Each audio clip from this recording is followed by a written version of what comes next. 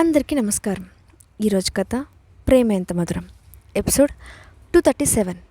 ప్రేమ పగ మధ్యలో స్నేహం. ఇక స్టోరీకి వెళ్తే, దాత్రి ఇంటికి వచ్చేసరికి అక్కడే ఉన్న అరుణ్ ఆమె తండ్రితో గొడవ పడుతున్న దాత్రిని మందలిస్తూ, ఇన్ని రోజుల తర్వాత ఇంటికి వచ్చింది మీ నాన్నతో గొడవ పడ్డానికా అని అన్నాడు. వెంటనే దాత్రి కోపంగా, అసలు మధ్యలో నువ్వెందుకు మాట్లాడుతున్నావు, నీకు దీనికి ఎలాంటి సంబంధం లేదు అని అంది. ఆ మాట వినగానే అరుణ్ మనసు చివుక్కుమంది. కానీ అక్కడ దాత్రి పేరెంట్స్ నిలబడి ఉండడంతో అతను ఇంకేం మాట్లాడలేకపోయాడు. కానీ దాత్రి ప్రవర్తన చూసిన ఆమె తండ్రి నరేంద్ర వెంటనే కోపంగా, చాలు దాత్రి, అరుణ్ చిన్నప్పటి నుంచి నీతో కలిసి పెరిగిన నీ ఫ్రెండ్. అతనితో మాట్లాడేటప్పుడు నువ్వు సరిగ్గా మాట్లాడితే మంచిది. ఇన్ని రోజులు నువ్వు ఇక్కడ లేవు, కానీ అప్పుడప్పుడు వచ్చి మేము ఎలా ఉన్నామో అరుణ్ చూసుకుంటూ ఉన్నాడు. నువ్వు ఇప్పుడు వచ్చి అతనిపై దౌర్జన్యం చేస్తున్నావా అని తన కూతుర్ని అడ్డుకుంటూ మాట్లాడాడు. ఆ మాటలు విన్న దాత్రి చిన్నగా ముఖం చిట్లించి, నాన్న, అరుణ్ నేను ఇప్పుడు ఫ్రెండ్స్ కాదు. అతను ఇప్పటి వరకు మనపై చూపించిన జాలికి నేను అతనికి థ్యాంక్స్ చెప్తున్నాను. నా లైఫ్ నాకుంది, నేను చూసుకోగలను అంటూ కోపంగా అరుణ్ వైపు చూసింది. ఆమెకు జీవితంలో ఇంకెప్పటికీ అరుణ్తో కలవాలనే ఉద్దేశం లేదు. తాను లైఫ్లో చాలా ముందుకు వెళ్ళిపోయానని, మళ్ళీ వెనక్కి తిరిగి చూడలేదని అనుకుంది. ఆమె మాటలు విని అరుణ్ ముఖం బాధతో నిండిపోవడాన్ని దాత్రి కూడా గమనించింది. నిజానికి ఆ క్షణం ఆమెకు బాధగా అనిపించింది. అయినా ఒక్క క్షణంలోనే తిరిగి మామూలు స్థితికి చేరుకొని అతని వైపు చూస్తూ, అరుణ్, నేనిప్పుడు మా పేరెంట్స్తో ఫ్యామిలీ మ్యాటర్స్ మాట్లాడుకోవాలి. ఇక నువ్వు బయలుదేరుతావా అని డైరెక్ట్గా అడిగింది. అది చూసి నరేంద్ర, శకుంతల ఇద్దరు ఒక క్షణం కంగారు పడ్డారు. అరుణ్ లాంటి ధనవంతుణ్ణి తన కూతురు పదే పదే అవమానిస్తుండడం చూసి నరేంద్రకు ఒళ్ళంతా చెమటలు పట్టాయి. కానీ అరుణ్ అదంతా తనకు కొత్త కాదన్నట్లుగా ఫీల్ అవుతూ తేలికగా నవ్వి, సరే దాత్రి, మీరు మాట్లాడుకోండి, నేను వెళ్తున్నాను అని చెప్పి నరేంద్ర శకుంతల వైపు చూసి, అంకుల్, ఆంటీ, నేను వెళ్ళొస్తాను అని చెప్పి ఒక్క క్షణం పాటు దాత్రి ముఖం వైపు లోతుగా చూసి అక్కడి నుండి వెళ్ళిపోయాడు అరుణ్. అతను వెళ్ళిన వెంటనే దాత్రి ఒక్కసారిగా దీర్ఘంగా శ్వాస తీసుకుంది. నిజానికి ఆమె అరుణ్ను చూస్తే తెలియకుండానే లోపల టెన్షన్ పడుతోంది. పైగా తన మనసులో ఉన్న ఆందోళనను అరుణ్ తప్పకుండా గమనిస్తాడని ఆమెకు తెలుసు. అందుకే అతన్ని వీలైనంత దూరంగా పెట్టాలని అనుకుంది. నరేంద్ర, శకుంతల ఇద్దరూ ఒకరి ముఖాలు ఒకరు చూసుకున్నారు. కానీ ఎవరూ ఏం మాట్లాడలేదు. చాలాసేపటి వరకు దాత్రి కూడా మౌనంగా కూర్చుంది. ఆమెకి ఏం మాట్లాడుతుందో వినాలని ఆమె పేరెంట్స్ కూడా వెయిట్ చేస్తూ ఆ ముఖం వైపు చూస్తున్నారు. అప్పుడు దాత్రి చాలాసేపటి తర్వాత నిదానంగా, మమ్మీ, డాడీ, నాకిప్పుడు మీ సపోర్ట్ కావాలి అని అంది. ఆ మాట వినగానే నరేంద్ర ముఖం మారిపోయింది. ఖచ్చితంగా ఆమె సపోర్ట్ అడిగిందంటే అది డబ్బు గురించి అయి ఉంటుందని అతను ఊహించాడు.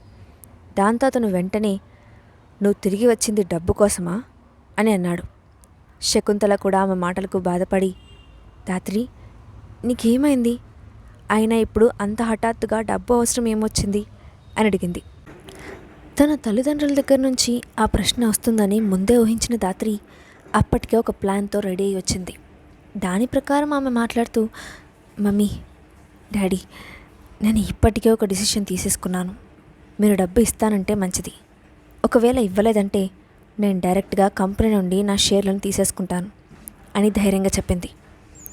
ఆ మాట వినగానే నరేంద్ర కోపంగా, దాత్రి అని గట్టిగా అరిచి ఆమె వైపు వేలు చూపించాడు. వెంటనే ఆమె తల్లి శకుంతల అతన్ని అడ్డుకుంటూ, మీరు కోప్పడకండి, ఒక్క క్షణం ఆలోచించండి. దాత్రి చిన్నపిల్ల కాదు, అలాగే చాలా తెలివైన అమ్మాయి. ఇప్పటికే జీవితంలో చాలా ప్రాబ్లమ్స్ ఫేస్ చేసింది. ఇప్పుడు మనం కూడా తనకు సపోర్ట్ చేయకపోతే ఎలా? తల్లిదండ్రులుగా ఆమె అవసరాన్ని మనమే అర్థం చేసుకోవాలి. దాత్రి అడిగినట్లు మనం ఆమెకు సహాయం చేద్దాం అని చెప్పింది.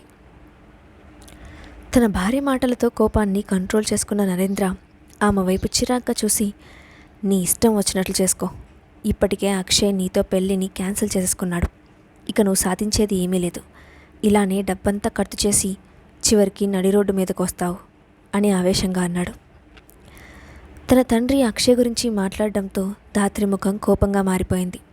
దాంతో ఆమె ఏడుపు గొంతుతో ఉక్రోషంగా, అవును, నా పెళ్ళి క్యాన్సిల్ అయింది, అందుకే మీరు కూడా నన్ను చిన్నచూపు చూస్తున్నారు. నేను పనికిరాని దాన్నని అనుకుంటున్నారు. సరే, ఇప్పుడు నేను చెప్తున్నాను వినండి. అక్షయ్ నాకు చేసిన అవమానానికి నేను ఖచ్చితంగా రివెంజ్ తీర్చుకుంటాను. ఏది ఏమైనా అతన్ని అంత తేలిగ్గా వదలను అని ఆవేశంగా చెప్పింది. తన కూతురి ముఖంలో కనిపించిన ఆ ప్రతీకార భావాన్ని చూసి శకుంతల ఆశ్చర్యపోయింది. దాంతో ఆమె కూతుర్ని మందలిస్తూ, ధాత్రి, మేము నీ పేరెంట్స్ అని మర్చిపోవద్దు. నిన్ను కని పెంచాం. నువ్వు మాతో ఇలా మాట్లాడడానికి వీల్లేదు అని హెచ్చరిస్తున్నట్లుగా అంది.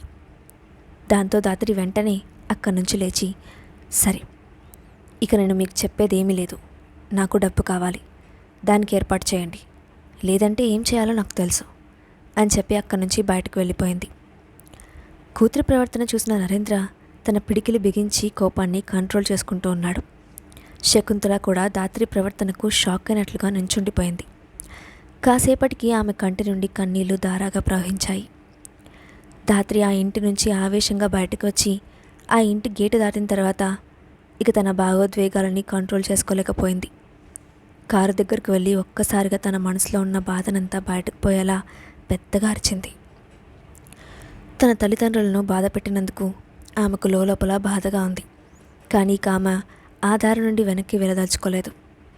ఒంటరిగానే ముందుకు నడవాలని నిర్ణయించుకుంది. ఇప్పుడు తాను ఎవరితో ఉందో తల్లిదండ్రులకు తెలిస్తే వాళ్ళు తన గురించి ఇంకా ఎక్కువగా ఆలోచిస్తారని అనుకున్న ధాత్రి తన గురించి వాళ్ళతో చెప్పాలని అనుకోలేదు. కాసేపటికి తన కళ్ళు తుడుచుకొని వెనక్కి తిరిగి ఆ ఇంటి వైపు ఒకసారి చూసి వెంటనే కార్ డోర్ తీసి లోపల కూర్చుంది. ఆమెకు హఠాత్తుగా అరుణ్ని మిస్ అవుతున్నట్లుగా అనిపించింది. ఎప్పుడైనా ఆమెకు బాధగా ఉన్నప్పుడు అతను చాలాసార్లు ఆసరా అయ్యాడని గుర్తు చేసుకుంది. సరిగ్గా అదే సమయంలో తన కారు పక్క నుండి అడుగుల శబ్దం రావడంతో తల తిప్పి చూసింది ధాత్రి. అక్కడ నిలబడి తననే చూస్తున్న అరుణ్ కనిపించడంతో ధాత్రి ముఖంలో ఎక్స్ప్రెషన్స్ మారిపోయాయి. అప్పటి వరకు అతన్ని తలుచుకున్న ఆమె వెంటనే కోపంగా చూస్తూ, నువ్వు ఇక్కడేం చేస్తున్నావు? నన్ను నేను ఫూల్ చేసుకోవడం చూసి నువ్వు చాలా హ్యాపీగా ఫీల్ అవుతున్నట్లున్నావు కదా అని అంది. అరుణ్ ఏం మాట్లాడకుండా మౌనంగా నుంచున్నాడు. అప్పుడు ధాత్రి మళ్ళీ మాట్లాడుతూ, నేను ఎలాంటి పరిస్థితుల్లోనే ఉండాలని నువ్వు కోరుకున్నావు కదా, నన్ను ఇలా చూసి నువ్వు చాలా ఎంజాయ్ చేస్తూ ఉండింటావు అని అంది. అప్పుడు అరుణ్ ఒక్క క్షణం మౌనంగా ఉండి ఆ తర్వాత నెమ్మదిగా, ధాత్రి, నిన్ను ఇలా చూడడం నాకు అస్సలు నచ్చలేదు. నువ్వులా లేవు. నువ్వు ఇలా ఉండటం చూసి నేను కూడా నేనులా లేను. నిజం చెప్పాలంటే నిన్ను ఇలా చూస్తూ ఉంటే నాకు నవ్వాలో ఏడవాలో కూడా అర్థం కావడం లేదు అని అన్నాడు. ఆ మాటలు విని ధాత్రి వెంటనే తన గాంభీర్యాన్ని తెచ్చిపెట్టుకుంటూ, నువ్వు నా గురించి అంతలా ఆలోచించుకో. నేను ఇప్పుడు చాలా హ్యాపీగా ఉన్నాను. ఒక ధనవంతుడైన వ్యక్తితో లైఫ్ లీడ్ చేస్తున్నాను. అతను ఖచ్చితంగా నాకు హెల్ప్ చేస్తాడు. నాకు ప్రస్తుతం ఇది చాలు అని అంది.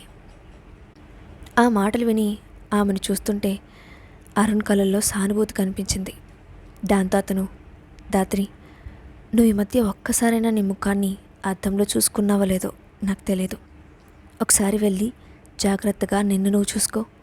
నీ మనసులో ఉన్న ద్వేషంతో నువ్వు బాధపడుతూ అందరినీ బాధపడుతున్నావు. ప్రస్తుతం నీ అందమైన ముఖం మనసులో ఉన్న ద్వేషం అనే దయ్యంతో నిండిపోయింది అని అన్నాడు. ఆ మాట విని ధాత్రి ఒక్కసారిగా స్తంభించిపోయింది. కానీ వెంటనే తేరుకొని, నేను ఎలా ఉన్నాననే దాని గురించి నువ్వు పట్టించుకోవాల్సిన అవసరం లేదు. నువ్వు నా గురించి బాధపడుకో అని అంది. ఆమె తనను పదే పదే దూరం పెడుతున్నా అరుణ్ ఎందుకు ఆమె వెనుక తిరుగుతున్నాడో అతనికి కూడా అర్థం కావడం లేదు. ప్రస్తుతం వారి మాటలు విన్న అతనికి ఒక్కసారిగా నవ్వొచ్చింది. అది చూసిన ధాత్రి చిరాకు పడుతూ, అరుణ్, నువ్వెందుకు నవ్వుతున్నావు అని అడిగింది. అప్పుడు అరుణ్ ఒక్కసారిగా ఆగిపోయి, ధాత్రి, ఇప్పుడే నాకు ఒక ఇంట్రెస్టింగ్ విషయం గుర్తొచ్చింది. దానికి నీకేదో సంబంధం ఉంటుందని అనుకుంటున్నాను అన్నాడు. ఆ మాట విని ధాత్రి కొంచెం కంగారు పడింది. అతను దేని గురించి మాట్లాడుతున్నాడో ఆమెకు అర్థం కాలేదు. దాంతో, నువ్వేం మాట్లాడుతున్నావో, దేని గురించి మాట్లాడుతున్నావో సరిగ్గా చెప్పు. నీతో ఇక్కడ వాదిస్తూ కూర్చోడానికి నాకు టైం లేదు అని బిజీగా ఉన్నట్లు నటిస్తూ చెప్పింది. అప్పుడు అరుణ్ తన పాకెట్లో నుంచి మొబైల్ తీసుకుంటూ, ఈ టైంలో అక్షయ్ ఇంకా నిద్రపోయి ఉండడు. అతని ఇంట్లో పనిచేసే శ్యామలను చంపింది ఎవరో నేను కనిపెట్టానని ఇప్పుడు నేను కాల్ చేసి చెప్తే అక్షయ్ ఎలా రియాక్ట్ అవుతాడంటావు? నీకేమైనా తెలుసా ధాత్రి అని అన్నాడు.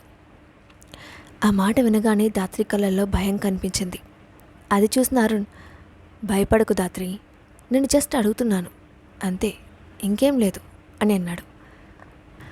అతను తనను బెదిరిస్తున్నాడని అర్థం అవడంతో ధాత్రి కోపంగా చూసి, అరుణ్, నువ్వేం చేస్తున్నావు? నేనిప్పుడు అక్షయ్తో లేను కదా, నన్నెందుకు బెదిరిస్తున్నావు అని అడిగింది.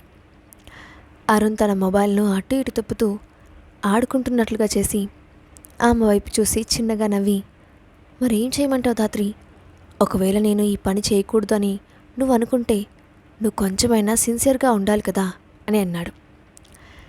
ధాత్రి చెడు మార్గంలో వెళ్తుందని తెలిసిన ప్రతిసారి ఆమెను అడ్డుకోవడానికి ఏదో ఒక రకంగా బెదిరిస్తూనే ఉన్నాడు అరుణ్. ప్రస్తుతం అతని మనసులో ఉన్న ఉద్దేశం కూడా అదే. కానీ ధాత్రి అతన్ని కోపంగా చూసి, అరుణ్, నువ్వు పదే పదే ఇలాంటి ప్లాన్ చేసి నన్నెందుకు భయపెట్టాలని చూస్తున్నావు? అసలు నీకేం కావాలి అని విసుగ్గా అడిగింది. ధాత్రి ఖచ్చితంగా అలాగే రియాక్ట్ అవుతుందని ముందుగానే ఊహించాడు అరుణ్. అందుకే అతను కూల్గా నిలబడి ఆమె వైపు చూస్తూ, సరే అయితే విను, నాకిప్పుడు నీతో కాస్త సరదాగా గడపాలని ఉంది, దానికి నువ్వు కోఆపరేట్ చేయాలి అని చెప్పి ఆమె రియాక్ట్ అయ్యేలోపే వెంటనే కార్ డోర్ తీసి కూర్చొని మా ఇంటికి పోనివు అని ఆర్డర్ వేశాడు.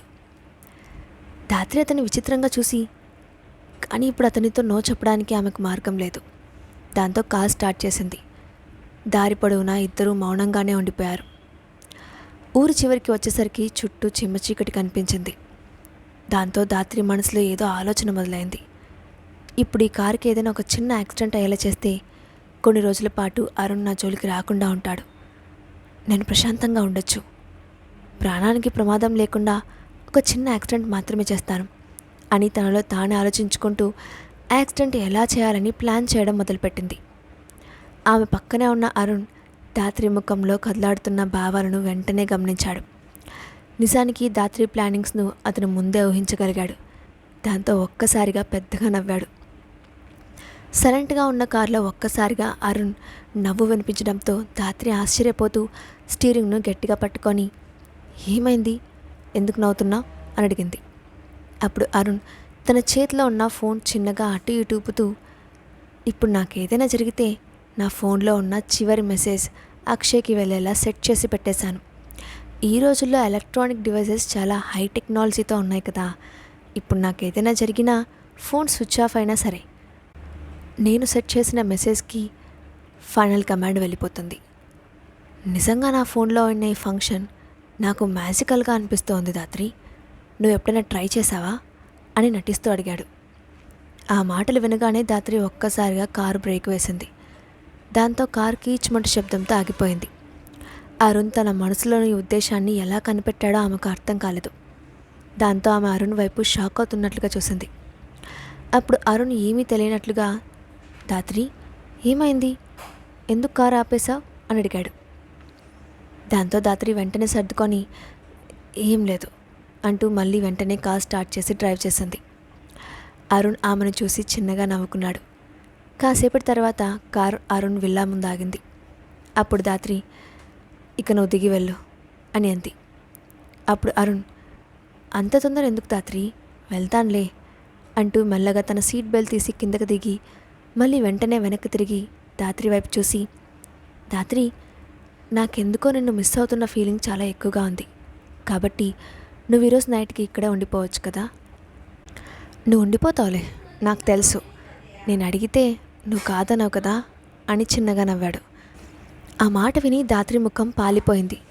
దాంతో ఆమె నమ్మలేనట్లుగా చూసి, అరుణ్, నువ్వు నన్ను ఇంటి దగ్గర డ్రాప్ చేయమన్నావు, నేను డ్రాప్ చేశాను, ఇక నేను వెళ్తాను అని అంది. అరుణ్ వెంటనే సీరియస్గా, నేను ఇంటికి రావాలనుకుంటే నాకు నువ్వు డ్రైవర్గా ఉండాల్సిన అవసరం లేదు అని అన్నాడు. అప్పుడు ధాత్రి, నేను నీతో రావడం కుదరదు, నేను వెళ్ళాలి అని అంది. దాంతో అరుణ్, సరే, నేనేం నిన్ను ఆపను, నువ్వు వెళ్ళాలనుకుంటే వెళ్ళు, కానీ ఆ తర్వాత నేనేం చేస్తానో నీకు బాగా తెలుసు కదా అంటూ ముందుకు అడుగు వేశాడు. దాంతో ధాత్రి కోపంగా పళ్ళు కొరుకుతూ వెంటనే కార్ దిగి, వెయిట్, నేను కూడా నీతో పాటే వస్తున్నాను అని అంది. అరుణ్ నవ్వి, నువ్వు వస్తావని నాకు తెలుసు, నువ్వు చాలా సిన్సియర్ అని వెటకారంగా అన్నాడు. దాత్రి అతని వైపు కొరకొర చూస్తూ మౌనంగా అతని వెనకే లోపలికి నడిచింది. దాత్రిని ఇంటికి తీసుకెళ్లడం వెనక అరుణ్ ఉద్దేశం ఏంటి? రాజ్ కిరణ్ను నమ్మి దాత్రి తన ఆస్తిని మొత్తాన్ని కోల్పోతుందా? నెక్స్ట్ పార్ట్లో చూద్దాం. Thanks for watching.